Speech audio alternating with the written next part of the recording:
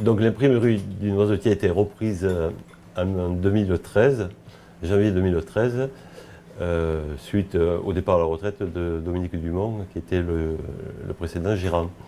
Alors pourquoi j'ai repris l'imprimerie? Donc c'est une rencontre avant tout. J'étais imprimeur sur Nîmes et je mûrissais le désir, on va dire, de partir en Ariège, d'où j'ai des origines du côté de ma mère. Avec le temps, eh bien, j'ai lié des liens avec certaines personnes à Lavelanet qui m'ont présenté Dominique.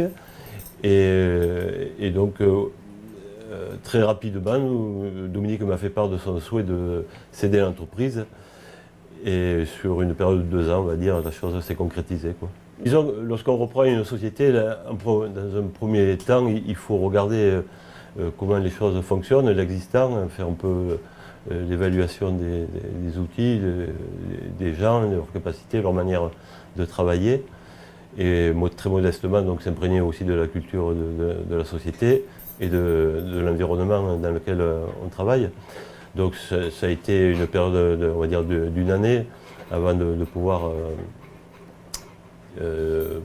tirer certaines conclusions de développement et d'investissement. Bien, moi je suis là depuis 2013, donc ravie de travailler à Lavelanet.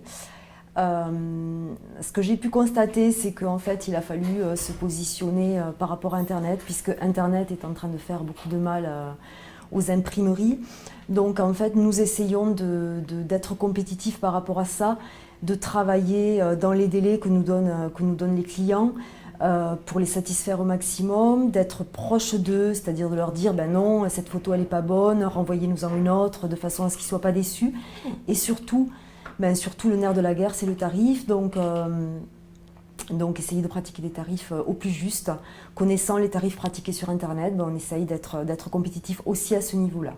Ce qui a changé, ce qui a bougé, c'est l'introduction du matériel numérique dans la chaîne de fabrication, chose qui n'existait pas auparavant, et donc qui a permis d'obtenir une grande souplesse en termes d'impression, de tirage.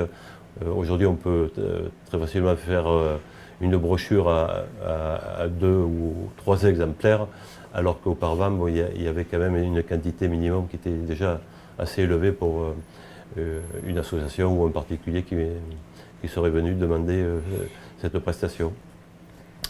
Alors après, il y a eu d'autres changements, quoi, en termes d'organisation. Il y a un peu plus de flexibilité, les gens sont moins monopostes. Il y a une prise en charge des travaux, très souvent du début jusqu'à la fin, ce qui permet de désengorger certains postes de travail. Nous avons donc, depuis l'acquisition de ce matériel numérique et suite aussi à un investissement d'un dock carré collé, nous avons développé le marché du livre. C'est par rapport à une sensibilité personnelle. J'ai pensé qu'en Ariège, il y avait plein de talents et de gens qui écrivaient, et ce qui s'avère juste. Donc nous avons une très forte demande, très croissante de livres. Donc nous imprimons des livres aussi bien en couleur qu'en noir et blanc, principalement en noir et blanc, puisque très souvent ce sont des romans. Mais nous avons une demande constante de ces impressions.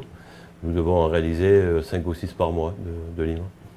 Une autre personne qui s'occupe d'un créneau particulier qu'avait développé Dominique Dumont, c'est-à-dire la dorure à chaud. C'est une niche de production qui intéresse certaines marques prestigieuses. Voilà. Sinon, eh bien, on essaye aussi de se diversifier. Donc on ne fait pas que de l'impression papier, on propose aussi des panneaux, des autocollants, des bâches, des carnets sur mesure. Voilà. Et la bonne surprise aussi, c'est que de plus en plus de producteurs locaux nous font appel à nous pour les étiquettes de confiture, de miel, et donc on est vraiment ravis. On leur fait donc du sur-mesure et c'est une proximité qui nous va bien et tout le monde est content et voilà, et c'est super. On travaille en Ariège, on imprime en Ariège et c'est parfait.